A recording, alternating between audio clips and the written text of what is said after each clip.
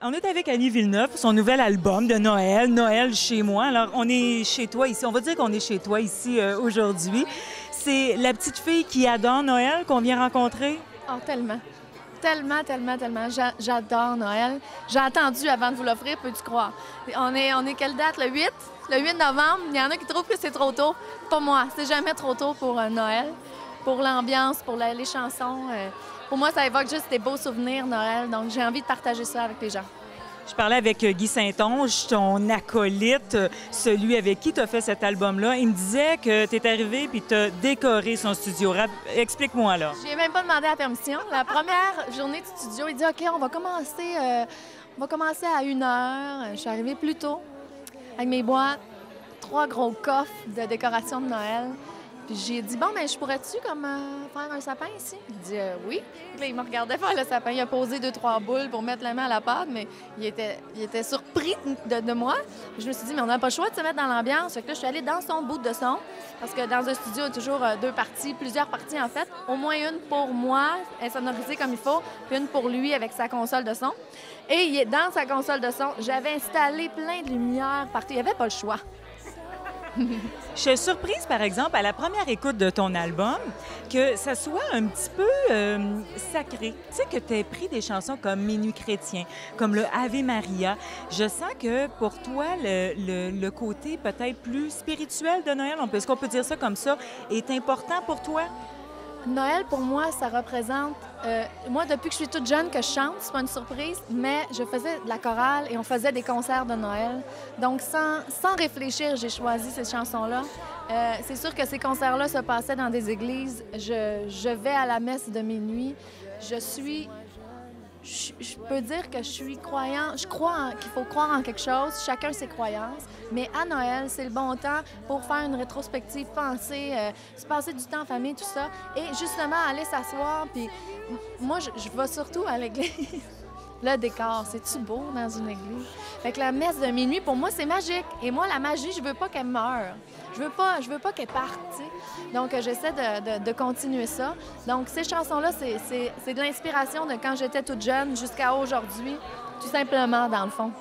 Et quand on parle de magie, il y en a peut-être une, en tout cas, moi, il y en a une que je connaissais pas, qui est plus rigolote, si on veut dire.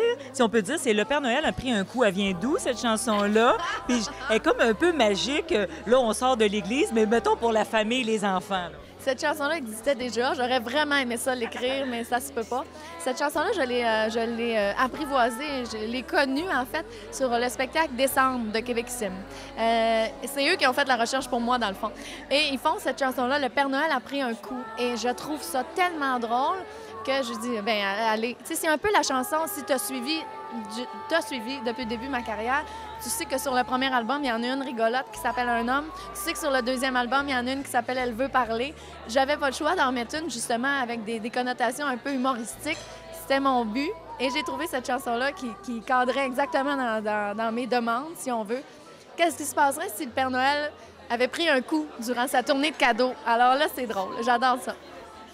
On revient un petit peu en studio. Je voudrais savoir s'il y en a une qui a été difficile à chanter, que ce soit pour les paroles ou pour les notes à aller chercher. Ave Maria.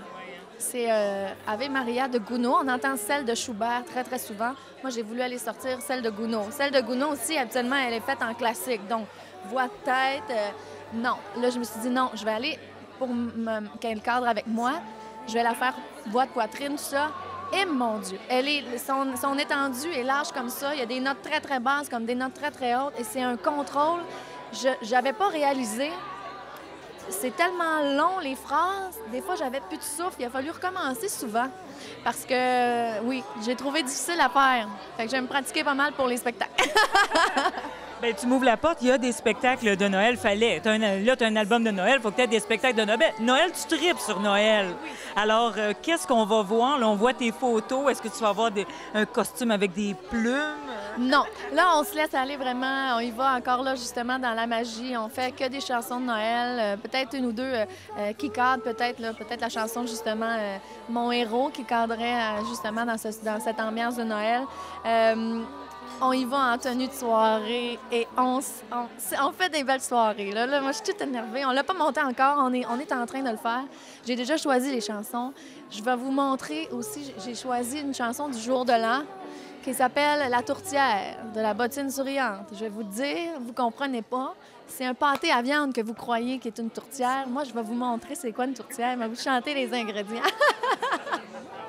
Donc voilà, ça risque d'être un spectacle plein d'émotions, j'imagine. Juste par le choix des chansons, moi, ça me rend fébrile. Puis j'espère être capable d'être à la hauteur de vos attentes en vous interprétant Noël.